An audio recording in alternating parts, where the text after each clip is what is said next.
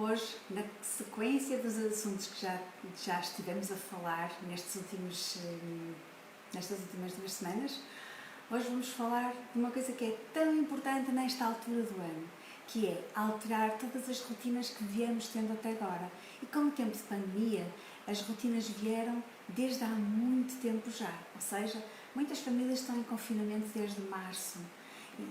Desde março até agora, em que começam a sair de casa, começam a retomar atividades profissionais e atividades nas escolas, muitas famílias começam a ter necessidade, naturalmente, de mudar as rotinas ou de criar novas rotinas, de criar novas atividades, porque tudo vai mudar.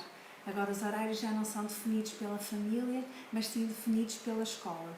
Os horários são definidos também pelas atividades profissionais. Há pessoas que ainda estão em teletrabalho, que se mantêm, há pessoas que estão num regime misto, mas uns tempos trabalham fora de casa, outros tempos trabalham dentro de casa, ou então há famílias que já têm os dois pais a trabalhar fora de casa. Portanto, há aqui várias situações, várias nuances, mas todas elas têm uma tónica. Os filhos voltaram à escola. É disso que vamos falar, do peso que isto pode ser, das alterações familiares que podem ocorrer, de coisas que tínhamos que estar mais atentos e de quem é que sai mais sobrecarregado nesta história. Boa tarde a todos, o Pedro Silva está a assistir. Olá, boa tarde Pedro. Vão-se juntando. Este é um tema que pode interessar a todas as famílias beneficiam com isto. E porquê? Porque situações de stress que nós vivemos todos os dias porque os nossos filhos estão na escola, ou situações de culpa porque temos que deixar os filhos na escola e temos que ir trabalhar e depois chegamos muito tarde a casa, são vivenciadas por montes de famílias, não é? Olá Bruno, boa tarde, então como está? É bom ver-vos aí, é bom ver-vos a participar neste tema e é um tema atual, não é? Curiosamente, normalmente são as mães que sentem uma coisa muito interessante, que é o complexo de culpa. As mães sempre tentam proteger os filhos, não é? Porque as mães, por definição, são o porto-abrigo. Não quer dizer que os pais também não o sintam, ok? Mas os pais são mais aqueles que conseguem mandar os filhos para a aventura, mandar os filhos para o desconhecido. Mantêm e exprimem e sentem outra confiança nisso. Os pais são aqueles que dizem vai correr tudo bem. Pelas hormonas que as mães têm, elas são mais emotivas. Não quer dizer que isto seja em todas elas, mas por norma, ok? Fisiologicamente, as mães têm mais tendência para serem emotivas. E, portanto, deixar os filhos na escola e depois saber que vai chegar muito tarde para os ir buscar, saber que só vai estar um bocadinho de tempo com os filhos, faz com que isto possa constituir uma grande angústia para as mães. Angústia e stress. E este stress muitas vezes faz com que seja difícil negociar com o pai, com o marido, com o companheiro, também esta partilha destas preocupações e de todas as coisas que são precisas fazer quando se chega à casa. Digo mais as mães porque, como sendo porto-abrigo, como sentindo mais, as mães também são aquelas que gostam mais de fazer as coisas em casa. Que me perdoem aquelas mães que acham que as tarefas devem ser partilhadas 50-50. Nunca são, ok? Pode ser o pai a fazer mais tarefas, pode ser a mãe a fazer mais tarefas, mas não há 50%. Isso é mesmo uma utopia. Nunca ninguém lava só o seu prato, nunca ninguém lava só o seu talher. Se lavar a louça, um vai lavar a louça. Pode ser que um lave a louça e o outro trate da roupa. Ok, mas isto é 50%? Será que é? O tempo que um demora a lavar a louça é o mesmo que o outro demora a tratar da roupa? O tempo que um demora a cozinhar é o mesmo que o outro demora a aspirar? O tempo, percebem? Então, há uma coisa que nós precisamos de sentir. Esta culpa é natural, este stress é natural, mas o sentirmos-nos vítimas deste processo de termos uma casa para gerir, uma vida familiar para gerir, uma vida profissional para gerir, se em algum momento nós nos sentirmos vítimas, isto significa que nós encontramos um problema que não vamos resolver, ok? Sempre, pensem nisto, Sempre que nós nos sentirmos vítimas, isso vai nos tirar o poder para encontrarmos as soluções do problema. E por norma, ou vamos ficar tão tristes que não saímos deste papel de vítima, ou vamos voltar-nos para alguém e vamos acusar esse alguém de não estar a fazer o suficiente por nós, ou de não estar a fazer o suficiente connosco. Então, a mulher trabalhadora e o homem que está fora de casa também e que querem participar nisto, têm que ter em conta que há coisas que podem salvaguardar e devem, outras que não podem salvaguardar e nem sequer devem tentar, ok? O que é que podem tentar salvaguardar? Primeiro, eu acho que deixem-me fazer um parênteses, há aqui uma assunção que nós devemos pensar. Precisamos de trabalhar a tempo inteiro ou não? Esta é uma pergunta legítima. Nós estamos habituados, desde os anos 60, 70, desde que as mulheres foram para o mercado de trabalho, a que os dois progenitores trabalhem a tempo inteiro. Hoje em dia, é uma pergunta que se pode e deve fazer. Será que é menos digno trabalhar em part-time um ou outro, ok? E dar mais assistência aos filhos em casa? Será que é legítimo isto? Há alguns casos de mulheres que eu conheço que deixaram de trabalhar e foram vistas com maus olhos, como, ai, coitadinha, agora não trabalha. Mas isto não faz mal nenhum, é uma decisão que as pessoas podem tomar.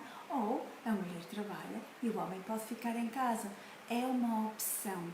E hoje em dia, se existem condições financeiras para isso, e eu digo financeiras porque normalmente é aquilo que leva mais as pessoas a trabalhar. Agora, também existe a parte da realização profissional. Imaginem que há um dos progenitores que não se sente realizado a fazer aquilo que faz e que até iria sentir-se muito realizado a ficar em casa, a tempo inteiro ou em part-time, e poderia acompanhar os filhos dessa forma. Por que não? Por que não? Em termos sociais, as coisas também podem ir mudando nesse sentido. Da mesma forma que há uns anos atrás, muito largos, os homens não participavam nas tarefas domésticas porque eram as mães mais que estavam habituadas a fazer isso. As mães que estavam habituadas, e muitas vezes as mães que gostavam, as mulheres, que gostavam das coisas mais à sua maneira, ok? Hoje em dia já se verificam algumas mudanças nesse sentido e, portanto, as coisas podem ser divididas. Uma mãe trabalhadora, um pai trabalhador, significa que a família é uma família trabalhadora. Significa que todos podem e devem envolver-se. O que é que acontece mais quando os dois trabalham e as aulas começam? Esta mudança de rotinas, esta sobrecarga com o trabalho, mais a família, mais a casa para gerir. E a casa, quando eu digo a casa, digo as tarefas domésticas, as refeições, as tarefas domésticas de um modo geral, o fazer as camas, o tratar da roupa, o passar a ferro, o fazer as compras, o limpar as coisas, aspirar. Tudo isto são coisas que uma casa obriga. E, naturalmente, se pudermos recorrer ao auxílio de uma pessoa que faça isso por nós, um empregado externo, fantástico, não é? Existem empresas que fazem isso na perfeição, mas se não o pudermos fazer, teremos que ser nós a fazê-lo. E então, aqui existe o verdadeiro problema. Se já temos pouquinho tempo porque chegamos a casa tarde, como é que vamos fazer essas tarefas todas? Como é que vamos estar com os nossos filhos o tempo que precisamos de estar? E como é que vamos conciliar os filhos e o casal? Sim, porque se nós pensarmos bem, a primeira coisa que fica para trás quando nós vivemos situações de stress mais intenso é a relação de casal. Curiosamente, nós vivemos numa relação como se a relação aguentasse tudo, como se a relação pudesse ser passada para segundo plano ao menor sinal de problemas que possam existir, ok? E não se pode viver uma relação dessa forma. Uma relação acaba por ser também o sítio onde nós vamos buscar abrigo, onde vamos buscar forças, onde vamos buscar alguma claridade. Claridade? Sim, objetividade sobre o problema que existe a resolver, não é? Mas não podemos entrar naquele jogo de vítima e culpado. Okay? Se entrarmos no jogo de vítima e culpado, eu sou vítima, tu és o culpado, eu sou... Ok? Se entrarmos nisso, nós não vamos sair do problema. Está bem? Então, a relação de casal acaba por ser ali o suporte. É como se fosse um ninho, não é? Se nós olharmos para os pássaros constroem um ninho sólido antes de porem os ovos. E depois aquele ninho é mesmo sólido, por acaso nunca vi nenhum pássaro a fazer restauro do ninho. Mas acho que se for preciso, eles serão capazes de o fazer, porque eles não querem que a base deles rua, não é? E então eles cuidam dos filhos, os dois juntos, os dois ao mesmo tempo, num ninho sólido que eles construíram. Eu acho que as relações humanas e as famílias têm que funcionar um pouquinho assim. É normal as pessoas estarem tão preocupadas com os filhos, porque os filhos agora também têm trabalhos de casa, porque os filhos também têm que tomar banho, também têm que se vestir o pijama e ir para a cama a horas, porque têm que dormir as horas suficientes para se levantarem no dia seguinte e serem levados à escola. Há tantas tarefas, tanta sobrecarga em cima quando se chega à casa, que naturalmente aquilo que fica para segundo plano é a relação do casal. Que tem desafios a estarem atentos a isso e a verificarem se a família é trabalhadora ou é a mãe que é trabalhadora ou o pai que é trabalhador, ok? Façam esta identificação. Quem é que está a sofrer mais com este acumular de tarefas, com este acumular de preocupações e de culpa? E culpa porque se tem menos tempo. Verifiquem se é necessário trabalhar esse número de horas e verifiquem o que é que pode ser feito para minimizar essa culpa que se sentem deixar os filhos para se ir trabalhar. Ok? O que é que acontece? Dentro de casa, nós podemos fazer muitas atividades com os nossos filhos. Normalmente, para os compensarmos da nossa ausência, o que nós fazemos é dar-lhes coisas ou enchê-los de atividades extracurriculares, dar-lhes qualidade de vida, pensamos nós, quando muitas vezes aquilo que nós estamos é a não contribuir para que eles tenham uma infância ligeira, uma infância normal. Se pensarmos, há muitos anos atrás, os filhos não passavam muito tempo com os pais também, passavam com eles tempo suficiente para que lhes fossem passados modelos de caráter, modelos de comportamento. Mas não era assim tanto, o tempo passado é que era um tempo de qualidade, ou seja, quando os pais estavam com os filhos, estavam com os filhos. Se um pai ou uma mãe chegam a casa e têm as tais tarefas que falava há pouco, pôr a máquina a lavar, pôr a roupa a secar, ou passar a ferro, ou dar banho, ou fazer o jantar, ou até ir fazer umas compras, e existem, os filhos ao mesmo tempo coexistem com isto, das duas uma. Um dos progenitores fica com os filhos e o outro faz qualquer coisa, uma destas tarefas, ou os dois progenitores fazem as tarefas e põem os filhos ao pé deles a brincar ou a participar nas tarefas. Pode haver uma divisão de tarefas, uma divisão das tarefas domésticas e deve, porque a família é trabalhadora, como eu vos disse há pouco, não é só o pai ou a mãe, é a família inteira. Ou seja, os filhos chegam da escola, têm os trabalhos deles para fazer, a seguir querem brincar e podem, e os pais devem incentivá-los a brincarem um bocadinho sozinhos, para terem aquela questão das tarefas, do brincar não estruturado, porque sempre que eles estão na escola, sempre que eles estão fora de casa, ou a maior parte do tempo, a esmagadora maioria do tempo, tirando os minutos de intervalo, de 20 minutos, meia hora, 40 minutos que sejam de intervalo, em que as tarefas não são estruturadas, mas isso é muito pouquinho tempo num dia de uma criança, num dia de um pré-adolescente. Eles precisam de tempo para eles.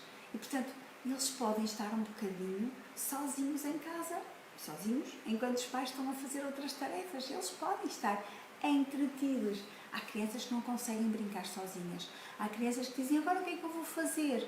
Nós devemos incentivar as crianças a conseguir encontrar uma atividade que lhes dê prazer fazer, enquanto os pais estão a fazer outra coisa.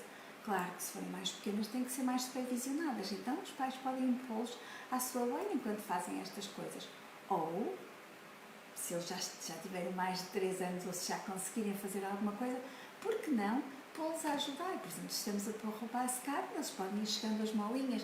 Se estamos a pôr a mesa, eles podem pôr os guardanapos em cima da mesa. Depende de todas as idades que eles tenham, mas eles podem estar ali. E estando com os pais, além de estarem a absorver modelos de comportamento, eles estão também a participar da vida da família. Estão também a passar tempo com os pais e vão conversando e vão falando de coisas e vão ouvindo os pais falando de coisas, falar de coisas. E tudo isto faz parte da formação deles e contribui para a formação deles.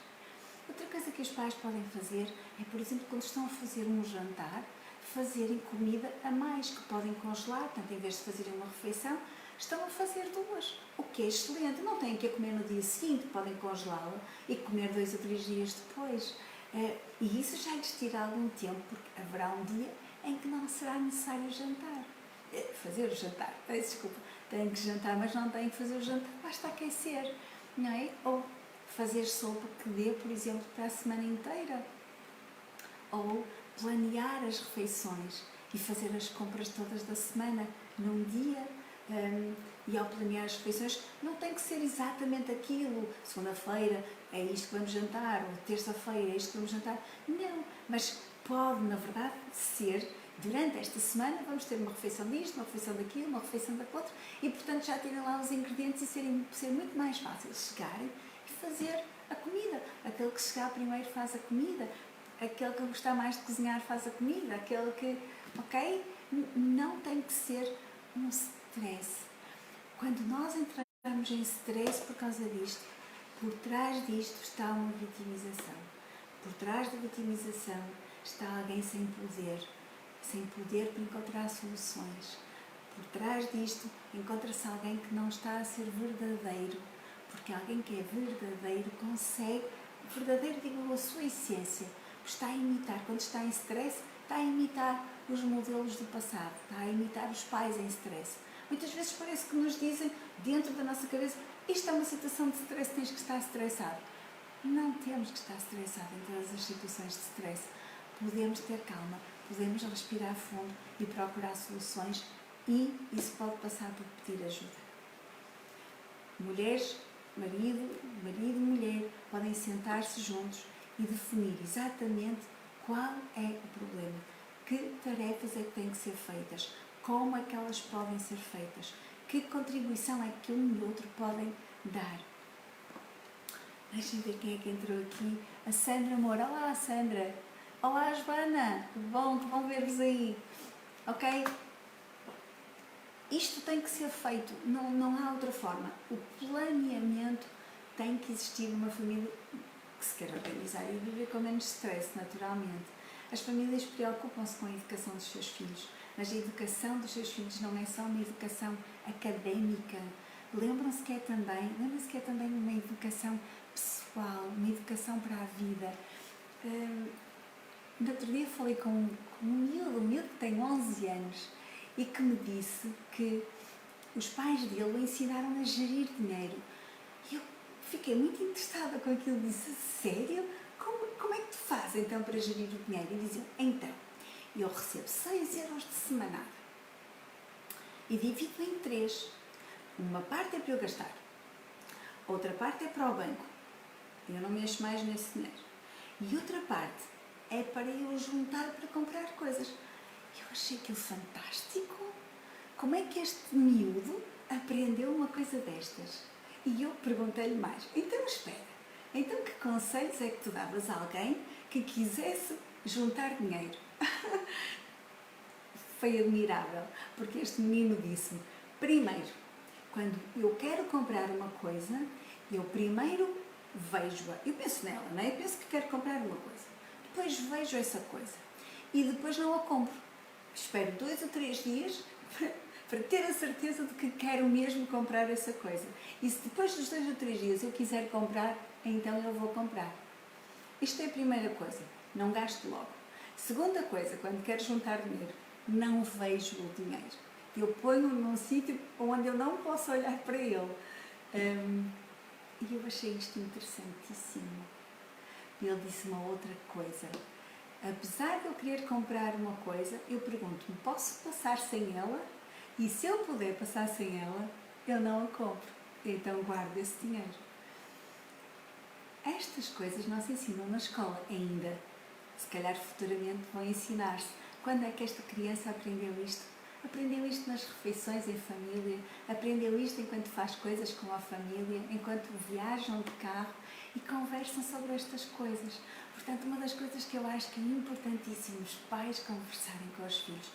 durante as tarefas, durante as viagens, durante as refeições, durante os momentos que passam juntos, sejam eles quais forem, já sabemos que não é na escola, mas quando eles estão juntos, é também sobre a vida. E isto é importante não conversarmos com os nossos filhos só sobre a escola. É importante nós aproveitarmos todas as oportunidades para lhe passarmos estes modelos que são modelos de caráter, modelos para a vida.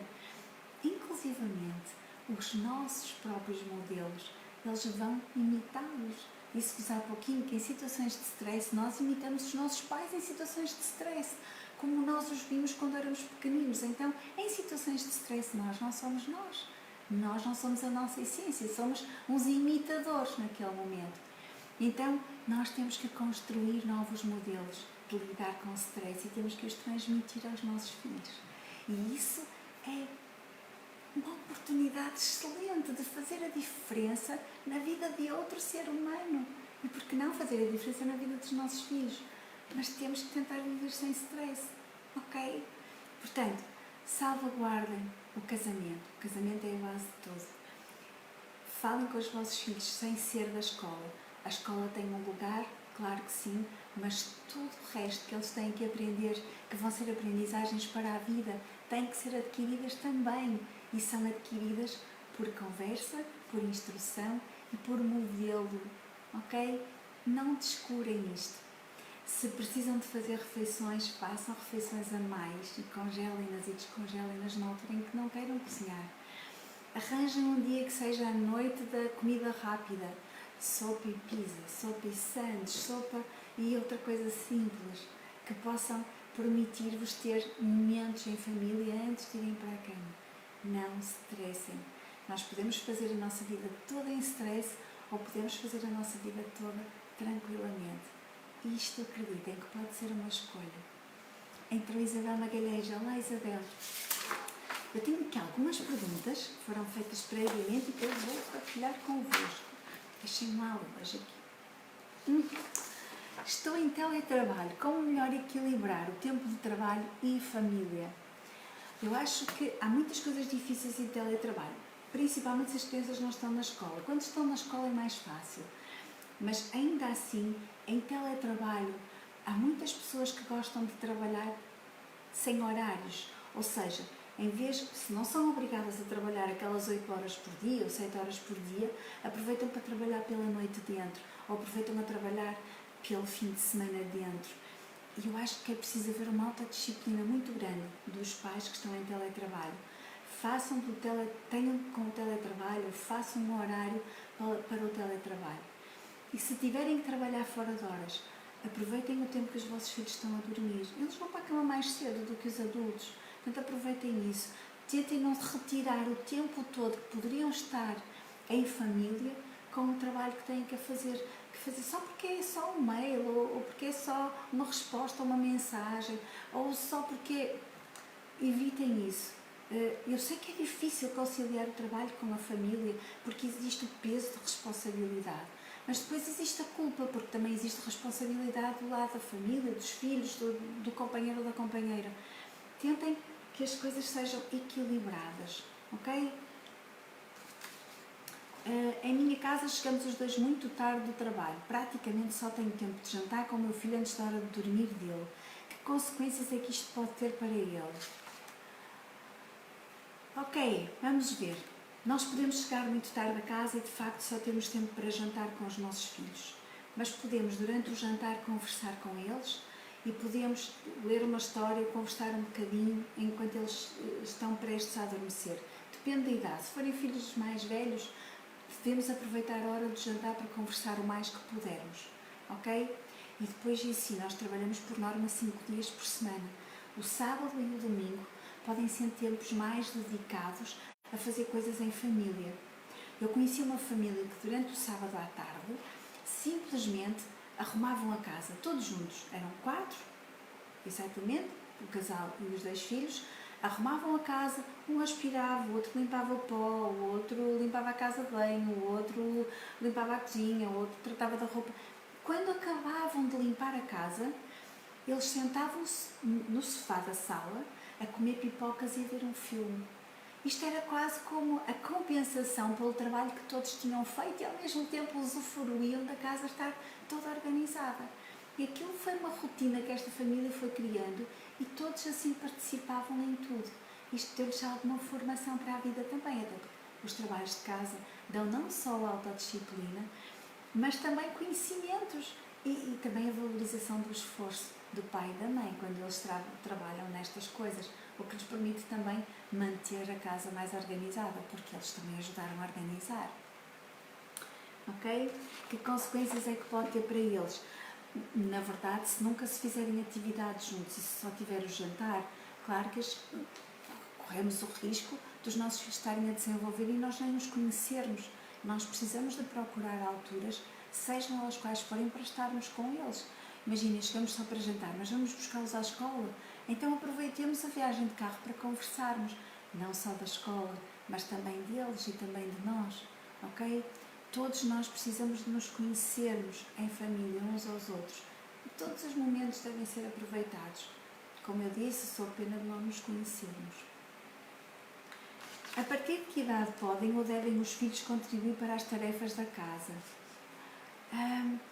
Os nossos filhos devem contribuir para as tarefas da casa desde que consigam perceber uma instrução. Reparem, por exemplo, a criança que tira as meias para lavar já sabe que pode pô-las no cesto para lavar. E ele identifica um cesto para lavar, um cesto onde se põe a roupa para lavar. Uma criança que já consegue pegar no prato, ou nos talheres, ou no copo, ou no guardanapo, se for muito pequenino, os pais tiverem medo que eles partam as coisas. Mas pode pôr os guardanapos em cima da mesa, ou juntar os guardanapos e levar para a mesa. Pode ir buscar uma peça de roupa à gaveta, pode arrumar os seus brinquedos, e isto desde a idade, ok? Vão explorando com os vossos filhos aquilo que eles já conseguem fazer, porque por norma as crianças gostam de participar e vão fazendo coisas. Portanto, se nós estivermos atentos, nós percebemos aquilo que eles conseguem fazer, ok? E portanto, desde sempre eles podem participar e devem nas tarefas domésticas. Não me canso de repetir, dão-lhes sentido de pertença, dão-lhes sentido de importância, fazem com que eles aprendam competências de organização de casa. Nós nunca sabemos quando os nossos filhos vão precisar de gerir a sua própria casa, eles precisam de modelos para isso. Albina Almeida, olá, como está? Que bom tê-lo por aqui. É bom vê-lo aqui. Mais perguntas? Vocês podem colocar também aí perguntas, se não agora, depois podem deixar e eu respondo, prometo que respondo. Ok. Como melhor escolher as tarefas em que podem participar? Bom, as tarefas domésticas devem ser partilhadas por todos. Claro que há sempre alguma tarefa que é mais adequada por causa da idade a uns do que a outros, mas se não houver essa questão da idade, reparem, façam uma lista de tarefas e perguntem quem é que pode responsabilizar-se por cada uma delas e vão depois alternando. Imaginem que o vosso filho diz: eu levo o lixo todos os dias. Ok, mas não precisa de ser ele levar o lixo todos os dias. Ele pode levar o lixo um dia e o irmão no dia seguinte pode ser ele a levar o lixo. Enquanto que o primeiro, por exemplo, põe a louça na máquina, ou tira a louça da máquina, ou põe a roupa na máquina de secar, ou limpa o pó, ou limpa o balcão. Qualquer coisa. Dividam as tarefas em coisas pequenininhas que todos possam ir participando, porque assim, ao mesmo tempo, estão a fazer coisas e ao mesmo tempo podem parar de fazer as coisas porque elas já estão feitas. Ok? Mais uma pergunta. Como é que se gera o tempo em casa com empregado e sem empregada?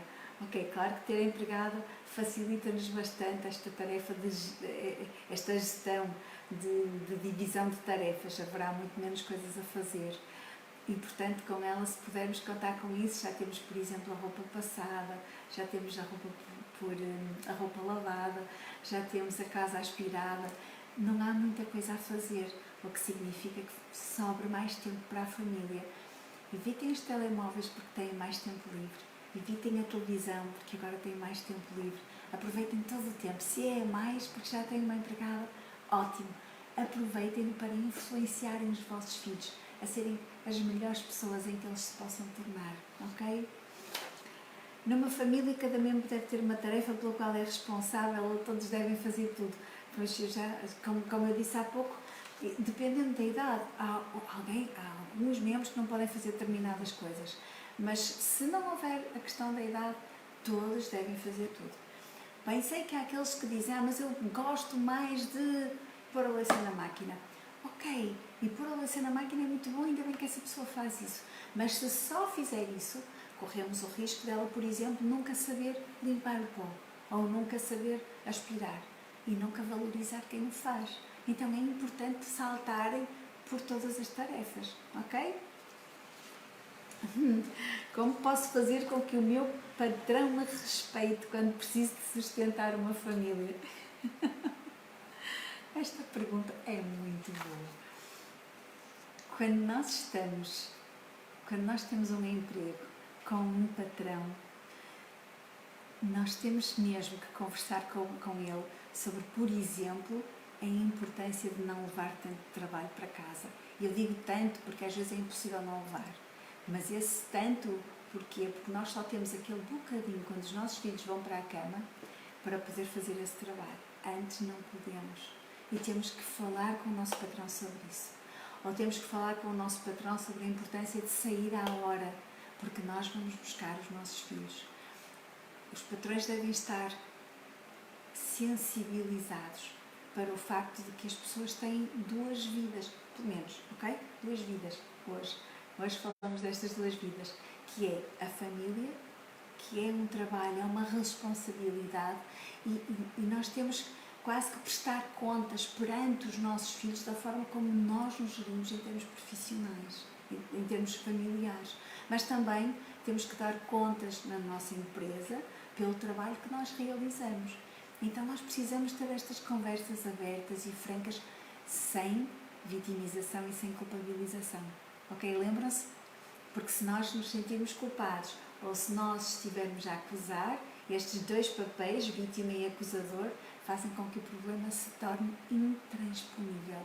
Não se consegue resolver um problema quando se está assim, porque se perdeu a objetividade, ok? E são só as emoções que estão a trabalhar. E quando são só as emoções que estão a trabalhar, não há clareza de mente, não há busca criativa de soluções, não há conversas construtivas, ok?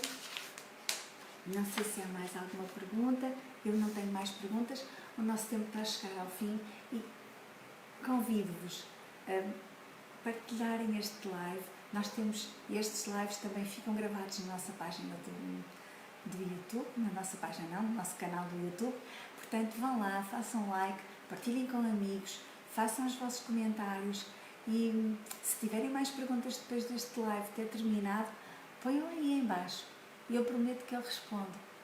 Partilhem-nos, façam chegar isto a quem possa precisar.